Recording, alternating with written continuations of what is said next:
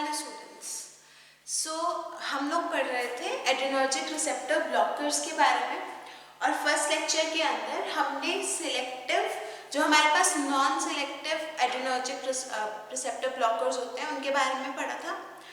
तो अब हमने फर्स्ट लेक्चर के अंदर कवर करा था कि हमारे पास जो एड्रेनर्जिक रिसेप्टर्स होते हैं उनका फंक्शन क्या होता है, वो किसके लिए रिस्पॉन्सिबल होते हैं और जब वो रिसेप्टर्स हमारे पास ब्लॉक हो जाते हैं तब हमारे पास क्या कंडीशंस आती हैं। और इस लेक्चर के अंदर हम पढ़ेंगे सिलेक्टिव जो हमारे पास ब्लॉकर्स हैं उनके बारे में। अब सिलेक्टिव ब्लॉकर्स का क्या मतलब होगा, जो अब हमने पढ़ा था कि जो हमारे पास रिसेप्टर्स होते हैं एड्रेनर्जिक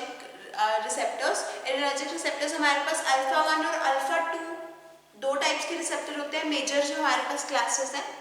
तो हमारे पास सिलेक्टिव एजेंट्स हैं, सिलेक्टिव अल्फा 1 रिसेप्टर ब्लॉकर्स हैं और सिलेक्टिव अल्फा 2 रिसेप्टर ब्लॉकर्स हैं। अल्फा 1 ब्लॉकर्स के अंदर हमारे पास प्राजोसिन, टेराजोसिन, ट्रिमाजोसिन, डॉक्साजोसिन, टैमसुलोसिन, अल्फाजुलोसिन और हमारे पास एंडोरामीन जैसी ड्रग्स आती है। अल्फा 2 ब्लॉकर्स के अंदर हमारे पास योहिम्बीन ड्रग आती है। ओके, सो हमारे पास सबसे पहले बात करते हैं प्राजोसिन की। अब प्राजोसिन जो हमारे पास ड्रग है वो हमारे पास एक सिलेक्टिव अल्फा 1 ब्लॉकर ड्रग है। जो प्राजोसिन होती है ये हमारे पास हाईली सिलेक्टिव पोटेंट ड्रग होती है, मतलब इसकी जो सिलेक्टिविटी होती है वो हमारे पास अल्फा 1 रिसेप्टर्स के लिए बहुत ज़्यादा होती है और हमारे पास इसकी जो एफिनिटी है अल्फा 1 रिसेप्टर्स के लिए वो 1000 टाइम्स ग्रेटर है। मतलब अगर हम किसी पेशेंट को प्राजोसिन प्रिस्क्राइब करते हैं और हमारे पास एडमिनिस्टर करता है प्राजोसिन, तो क्या होगा, हमारे पास 1000 टाइम्स ज़्यादा चांसेस हैं कि हमारे पास जो प्राजोसिन ड्रग है वो अल्फा 1 रिसेप्टर्स के ऊपर जाके ज्वाइन होगी। अब हमारे पास जब अल्फा 1 रिसेप्टर्स पे जाके हमारे पास प्राजोसिन जो है वो ज्वाइन होती है तो क्या करती है, अल्फा 1 रिसेप्टर्स को ब्लॉक कर देती है। अल्फा 1 रिसेप्टर्स पे हमारे पास जो नॉरएड्रेनालिन या एड्रेनालिन नॉर्मली ज्वाइन होने वाला था वो ज्वाइन नहीं होता और हमारे पास जब एड्रेनालिन अल्फा 1 रिसेप्टर्स पे ज्वाइन होता है तब हमने पढ़ा था कि क्या हो जाता है, हमारे पास वेसोकॉन्स्ट्रिक्शन हो जाती है। जब हमारे पास नॉरएड्रेनालिन या एड्रेनालिन अल्फा 1 रिसेप्टर्स के ऊपर ज्वाइन नहीं करेगा तब हमारे पास क्या हो जाएगा, हमारे पास वो जो रिसेप्टर है वो ब्लॉक हो जाएगा। हमारे पास जो वो वेसोकॉन्स्ट्रिक्शन वाला इफेक्ट आ रहा था इनिशियली वो आना बंद हो जाएगा और जब वेसोकॉन्स्ट्रिक्शन हमारे पास आनी बंद हो जाएगी तब हमारे पास क्या हो जाएगा, वेसो डायलेशन हो जाएगी, यानी कि हमारी जो ब्लड वेसल है वो हमारे पास क्या हो जाएगी, डायलेट हो जाएगी। अब ब्लड वेसल्स में हमारे पास जो आर्टरीज होती हैं, वेन्स होती हैं, वो हमारे पास क्या हो जाती है, डायलेट हो जाती है। जब हमारे पास वेसो डायलेशन हो जाती है तब हमारे पास क्या होता है, हमारा जो पेरिफेरल वैस्कुलर हमारे पास रेजिस्टेंस आती है जिसको हम बोलते हैं पीवीआर, पेरिफेरल वैस्कुलर रेजिस्टेंस। अब पेरिफेरल वैस्कुलर रेजिस्टेंस का क्या मतलब है, हमारे पास हमारी जो ब्लड वेसल्स हैं जो ब्लड को कैरी करती हैं वो क्या करती है, हमारे पास जब वो कॉन्स्ट्रिक्ट हो जाती हैं तब वो हमारे पास क्या करेंगी, जो वो रेजिस्टेंस पैदा करेंगे हमारे पास ब्लड के फ्लो के अंदर। तो जब हमारे पास जो हमारी वेसल्स हैं वो डायलेट कर जाएंगी तब क्या होगा, हमारे पास ये जो रेजिस्टेंस हमारे पास कॉन्स्ट्रिक्शन की वजह से आ रही थी वो मिनिमम हो जाएगी और जब हमारे पास रेजिस्टेंस मिनिमम हो जाती है तब हमारे पास क्या हो जाता है, हमारा जो ब्लड प्रेशर होता है वो फॉल कर जाता है, ब्लड प्रेशर फॉल करता है और सेकेंडली हमारे पास क्या हो जाता है, जो कार्डियक आउटपुट होती है, अब हमारे पास रेजिस्टेंस जो है वो कम है, हमारे पास जो ब्लड का फ्लो है हमारे पास उसके अंदर भी चेंज होगा और वो अल्टीमेटली हमारे पास जब ब्लड प्रेशर गिरेगा तब ब्लड प्रेशर के गिरने की वजह से हमारे पास क्या हो जाएगा, जो हार्ट का हमारे पास कार्डियक आउटपुट आता है वो भी डिक्रीज हो जाता है। उसके अलावा हमारे पास एक तो डायरेक्ट हमारे पास जो हमारा प्राजोसिन ड्रग है, एक तो हमारे पास डायरेक्ट फंक्शन है कि ये अल्फा 1 रिसेप्टर्स को ब्लॉक करती है, अल्फा 1 रिसेप्टर्स को ब्लॉक करके हमारे पास वेसोडाइलेशन कर देती है। वेसोडाइलेशन करने की वजह से हमारे पास जो ब्लड प्रेशर है वो राइज कर जाता है। एक तरह हमारे पास there is another mechanism of action. हमारे पास जो प्राजोसिन ड्रग होती है वो अल्फा 1 रिसेप्टर्स को तो ब्लॉक करती ही करती है, लेकिन उसके अलावा हमारे पास एक एंजाइम होती है फॉस्फोडाइएस्टरेज एंजाइम। जो हमारे प्राजोसिन ड्रग है वो फॉस्फोडाइएस्टरेज एंजाइम को इनहिबिट करती है। जब हमारे पास फॉस्फोडाइएस्टरेज एंजाइम, अब जो फॉस्फोडाइएस्टरेज एंजाइम है वो हमारे पास रिस्पॉन्सिबल होती है साइक्लिक एएमपी की डिग्रेडेशन के लिए। तो जब हमारे पास फॉस्फोडाइएस्टरेज एंजाइम इनहिबिट हो जाएगी तब हमारे पास साइक्लिक जो एएमपी है उसकी कंसंट्रेशन इंक्रीज हो जाएगी, और due to increase in concentration of cyclic AMP what happens is cyclic AMP हमारे पास रिस्पॉन्सिबल होता है फर्दर वेसोडाइलेशन के लिए। तो हमारे पास जो प्राजोसिन है उसका जो वेसोडाइलेटरी इफेक्ट है वो हमारे पास बहुत ज़्यादा पोटेंट है। एक तो हमारे पास अल्फा 1 रिसेप्टर्स ब्लॉक करके ये वेसोडाइलेटरी इफेक्ट ला रहा है, सेकेंडली क्या कर रहा है हमारे पास फॉस्फोडाइएस्टरेज एंजाइम को इनहिबिट कर रहा है, और जब हमारे पास फॉस्फोडाइएस्टरेज एंजाइम को इनहिबिट कर रहा है तब भी हमारे पास क्या आ रहा है, साइक्लिक एएमपी की कंसंट्रेशन इंक्रीज होने की वजह से हमारे पास वेसोडाइलेशन हो रही है।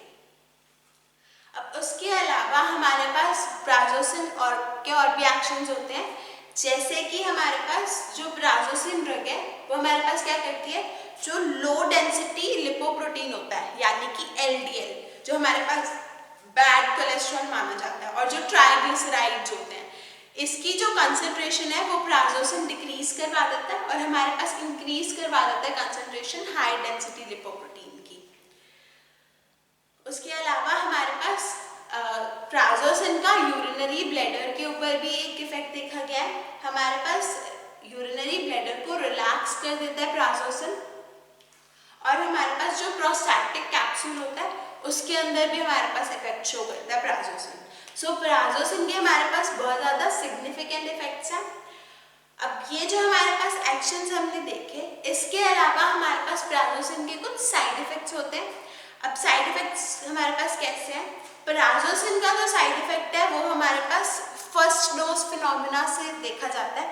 फर्स्ट डोज फिनोमिना यानी कि जनरली हमारी जो बॉडी है वो प्राजोसिन के लिए अडैप्ट हो जाती है, लेकिन फर्स्ट डोज के बाद हमारे पास साइड इफेक्ट आ सकता है।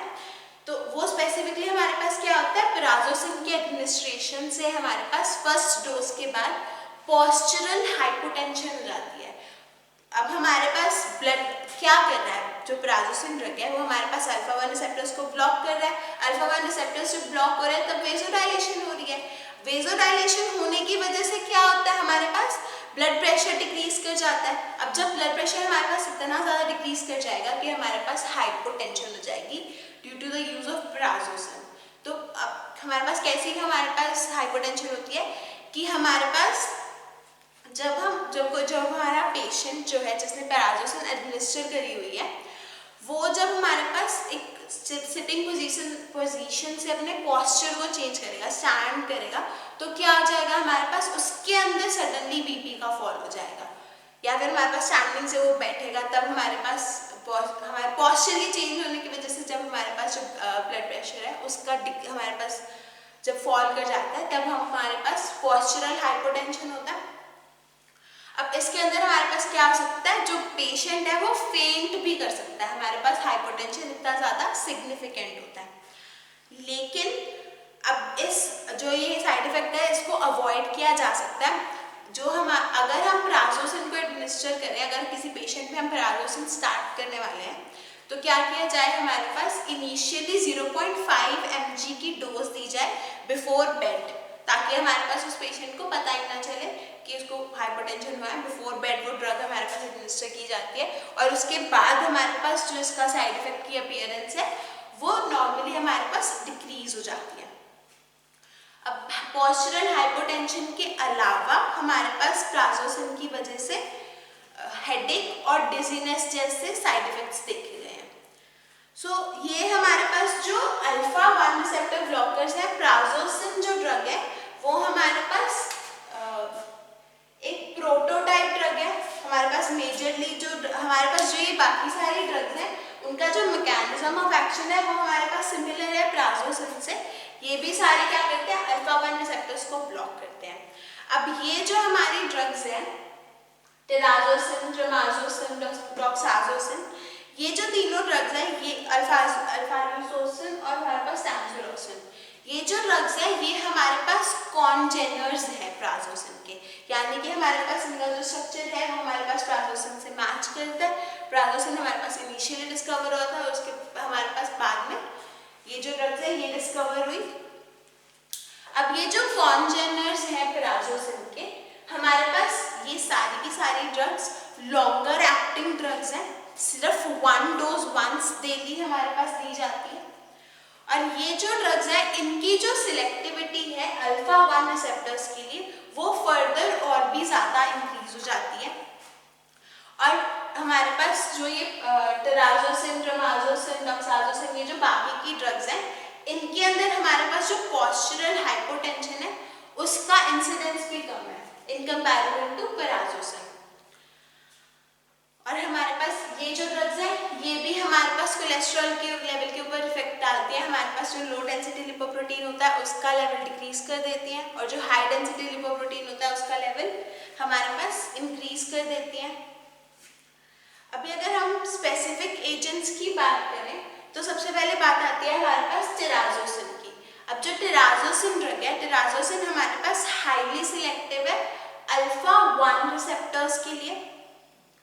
अब ये जो ड्रग है ये हमारे पास इसकी जो वाटर सॉल्युबिलिटी है वो ज़्यादा है, और हमारे पास इसकी जो बायो अवेलेबिलिटी है टेराजोसिन की दैट इज मोर देन 90%, और इसीलिए हमारे पास ये लॉन्गर एक्टिंग ड्रग है। और जो हमारे पास टेराजोसिन ड्रग है वो उसका one of the advantage over prazosin क्या है, हमारे पास जो टेराजोसिन ड्रग है वो हमारे पास एपोप्टोसिस कॉज करती है स्मूथ मसल सेल्स के अंदर। सो एपोप्टोसिस के साथ क्या हो जाता है हमारे पास, इसकी वजह से ये यूज़ की जाती है जो हमारे पास प्रोस्टेट का कैंसर है या फिर हमारे पास बिनाइन प्रोस्टेट हाइपरट्रॉफी हो जाती है, उसके अंदर हमारे पास टेराजोसिन ड्रग यूज़ की जाती है। और जो हमारे पास हम बिनाइन प्रोस्टेट हाइपरट्रॉफी के अंदर जब हम टेराजोसिन ड्रग यूज़ करते हैं तब उसके अंदर हम क्या करते हैं 1 mg डोज से वंस डेली स्टार्ट करते हैं और डोज को ग्रेजुअली इंक्रीज करते जाते हैं। नेक्स्ट हमारे पास ड्रग है डॉक्साजोसिन। अब हमारे पास जो डॉक्साजोसिन ड्रग है वो हमारे पास टेराजोसिन बिल्कुल हमारे पास सिमिलर है टेराजोसिन के, लेकिन ये हमारा डॉक्साजोसिन हमारे पास टेराजोसिन से भी ज़्यादा लॉन्गर एक्टिंग ड्रग है। ये भी हमारे पास क्या करती है, एपोप्टोसिस कॉज करती है, और हमारे पास यूज की जाती है बिनाइन प्रोस्टेट हाइपरट्रॉफी के अंदर और हाइपरटेंशन के अंदर। नेक्स्ट ड्रग है हमारे पास टैमसुलोसिन। अब जो टैमसुलोसिन ड्रग है ये हमारे पास सिलेक्टिवली अल्फा 1A रिसेप्टर्स के ऊपर और अल्फा 1D रिसेप्टर्स के ऊपर वर्क करती है। और अब जो अल्फा 1A रिसेप्टर्स हैं ये हमारे पास अबंडेंट होते हैं ब्लैडर के अंदर और प्रोस्टेट के अंदर, और अल्फा 1B जो रिसेप्टर्स होते हैं वो हमारे पास ब्लड वेसल्स के अंदर प्रेजेंट होते हैं, लेकिन टैमसुलोसिन जो है वो हमारे पास अल्फा 1B को हमारे पास ब्लॉक नहीं करती in comparison to alpha 1A receptors. और जो हमारे पास टैमसुलोसिन ड्रग है वो हमारे पास BP को बिना फॉल करे हमारे पास यूज करी जा सकती है बिनाइन प्रोस्टेट हाइपरट्रॉफी की ट्रीटमेंट के अंदर। जो टैमसुलोसिन ड्रग है इसकी जो T हाफ होता है वो हमारे पास 9 to 15 आवर्स होता है, जिसकी वजह से हमारे पास वंस डेली की डोज इनफ होती है। लेकिन जो हमारे पास टैमसुलोसिन है वो हमारे पास कॉज कर सकती है एबनॉर्मल एजैकुलेशन, जिसकी वजह से हमारे पास ये one of the side effects देखने को मिलता है। अब नेक्स्ट जो हमारे पास एजेंट आता है दैट इज अल्फा 2 ब्लॉकर्स। अब जो अल्फा 2 ब्लॉकर्स है हमने पढ़ा था कि अल्फा 2 जो रिसेप्टर होता है वो हमारे पास जब स्टिमुलेट होता है तब वो रिस्पॉन्सिबल होता है नॉरएड्रेनालिन का रिलीज करवाने के लिए, और नॉरएड्रेनालिन जब रिलीज होता का रिलीज स्टॉप करवाने के लिए, और जब हमारे पास नॉरएड्रेनालिन का रिलीज हमारे पास बेसिकली जो अल्फा 2 रिसेप्टर है वो हमारे पास एक फीडबैक मैकेनिज्म की तरह काम करता है। वो हमारे पास क्या करता है नॉरएड्रेनालिन का जो रिलीज है उसको स्टॉप करा देता है।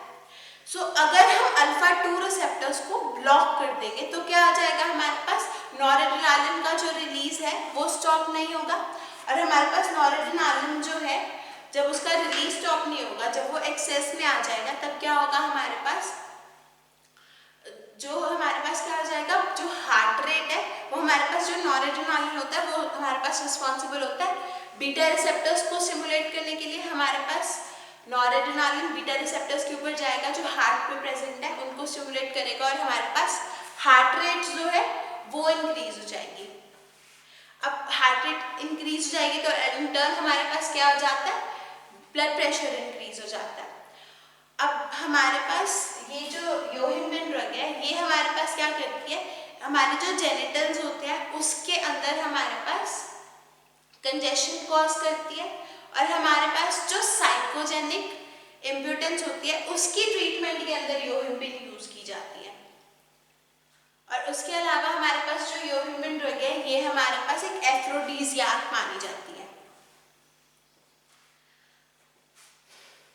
अब हमारे पास, अब इसके साथ हमारे पास जो अल्फा रिसेप्टर ब्लॉकर्स थे उनके और जो हमारे पास स्पेसिफिक एजेंट्स हैं वो कंप्लीट होते हैं। हमने नॉन सिलेक्टिव जो एजेंट्स पढ़े थे, नॉन सिलेक्टिव के अंदर हमने फिनॉक्सीबेंजामीन के बारे में पढ़ा था, राइट। और उसके अलावा हमने अर्गोट अल्कलॉइड्स के बारे में पढ़ा था जो हमारे पास कॉम्पिटिटिव एंटागोनिस्ट थे और नॉन कॉम्पिटिटिव एंटागोनिस्ट थे।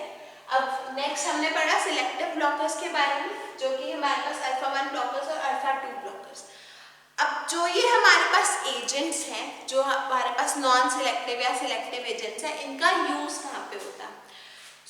हमारे पास जो अल्फा ब्लॉकर्स हैं वो मेजरली हाइपरटेंशन की ट्रीटमेंट के अंदर यूज होते हैं। योहिम्बिन को छोड़ के हमारे पास जितने भी एजेंट्स हैं वो हमारे पास हाइपरटेंशन की ट्रीटमेंट के अंदर यूज होते हैं।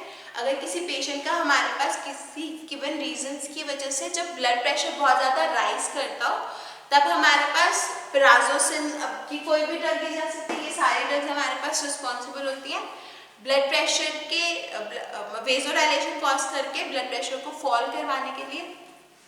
और जो हमारे पास फिनॉक्सीबेंजामीन और अर्गोट अल्कलॉइड जैसे ड्रग्स थी वो भी हमारे पास सिमिलरली रिस्पॉन्सिबल है।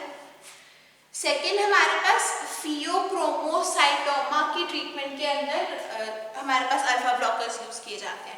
और फियोक्रोमोसाइटोमा की ट्रीटमेंट के अंदर हमारे पास स्पेसिफिकली फिनॉक्सीबेंजामीन जो कि एक नॉन सिलेक्टिव हमारे पास अल्फा ब्लॉकर है वो यूज की जाती है। अब जो फिनॉक्सीबेंजामीन ड्रग है वो हमारे पास क्यों यूज की जाती है फियोक्रोमोसाइटोमा के अंदर? फियोक्रोमोसाइटोमा होता क्या है? फियोक्रोमोसाइटोमा हमारे पास एक कैंसर है एड्रिनल कॉर्टेक्स का।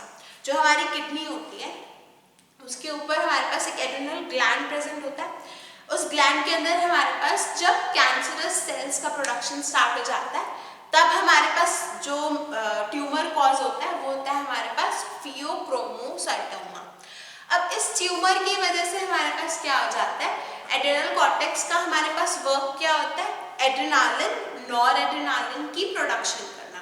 तो जब हमारे पास जब एड्रेनल कॉर्टेक्स जो है उसका कैंसर हो जाएगा, अब कैंसर में क्या होता है हमारे पास अनकंट्रोल्ड ग्रोथ ऑफ सेल्स, हमारे पास जो सेल्स की ग्रोथ है वो इंक्रीज हो जाती है। और जो सेल्स हमारे पास रिस्पॉन्सिबल थे नॉरएड्रेनालिन और एड्रेनालिन का रिलीज इंक्रीज कराने के लिए या रिलीज करवाने के लिए वो क्या करेंगे, हमारे पास नॉरएड्रेनालिन और एड्रेनालिन का जो लेवल है बॉडी के अंदर उसको इंक्रीज करा देंगे। जब हमारे पास नॉरएड्रेनालिन और एड्रेनालिन का लेवल बॉडी के अंदर इंक्रीज हो जाता है तब हमारे पास बहुत सारा सिम्टम्स आने लग जाते हैं जो कि हमारे पास स्टिमुलेशन के साथ आते हैं अल्फा रिसेप्टर्स और बीटा रिसेप्टर्स के। जैसे कि हमारे पास हार्ट रेट इंक्रीज हो जाएगी, यूरिनरी रिटेंशन कॉज हो जाएगी। सब क्यों होता है हमारे पास? फियोक्रोमोसाइटोमा की वजह से। तो हम क्या करते हैं, जो हम अल्फा रिसेप्टर ब्लॉकर्स देते हैं ताकि अगर ट्यूमर की वजह से हमारे पास नॉरएड्रेनालिन और एड्रेनालिन का जो लेवल है वो इंक्रीज हो भी रहा है तो हमारे पास क्या हो जाए, उसका जो इंसिडेंस है हमारे पास, जो उसके सिम्टम्स आ रहे हैं वो हमारे पास कंट्रोल कर सके। उसके अलावा हमारे पास जितनी भी वैस्कुलर डिसीजेज होती हैं उनकी ट्रीटमेंट के अंदर हम अल्फा ब्लॉकर्स यूज करते हैं। उसके अलावा हमारे पास जो हाइपरटेंसिव क्राइसिस होता है, अब किसी पेशेंट के अंदर ब्लड प्रेशर जो है वो बहुत ज़्यादा शूट कर जाए, हमारे पास 220 के ऊपर चला जाए, तो उस 220/120 के हमारे पास mmHg के ऊपर चला जाए सिस्टोलिक और डायस्टोलिक प्रेशर, तो उस पेशेंट को कहते हैं हम हाइपरटेंसिव क्राइसिस। अब हाइपरटेंसिव क्राइसिस के अंदर भी हम फिनॉक्सीबेंजामीन ड्रग यूज करते हैं। हमने फर्स्ट लेक्चर के अंदर डिस्कस करा था कि जो फिनॉक्सीबेंजामीन ड्रग है वो हमारे पास इरिवर्सिबली कोवलेंटली बाइंड कर जाती है अल्फा रिसेप्टर्स के साथ, और जब वो इरिवर्सिबली कोवलेंटली बाइंड करती है अल्फा रिसेप्टर्स के साथ तब क्या हो जाता है हमारे पास जो इसका एंटी हाइपरटेंसिव इफेक्ट होता है वो हमारे पास 3 to 4 days तक रहता है। तो हमारे पास अगर हाइपरटेंसिव क्राइसिस का कोई पेशेंट है तो उसके अंदर हम phenoxybenzamine due to the long acting factor हम दे सकते हैं।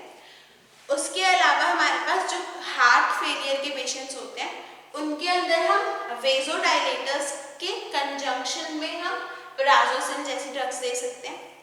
नेक्स्टली हमारे पास जो बिनाइन प्रोस्टैटिक हाइपरट्रॉफी होती है उसके अंदर हम हमारी प्राजोसिन ड्रग दे सकते हैं। अब क्या होता है हमारे पास जो बिनाइन प्रोस्टैटिक हाइपरट्रॉफी होती है ये हमारे पास मेन के अंदर कॉमन कंडीशन है। इसके अंदर क्या हो जाता है हमारे पास जो प्रोस्टेट ग्लैंड है उसके अंदर हमारे पास एनलार्जमेंट हो जाती है, और जब हमारा जो प्रोस्टेट ग्लैंड के अंदर एनलार्जमेंट हो जाती है तब हमारे पास क्या होता है यूरिनरी हमारे पास जो सिस्टम होता है उसके अंदर डिस्टर्बेंसेस आती हैं।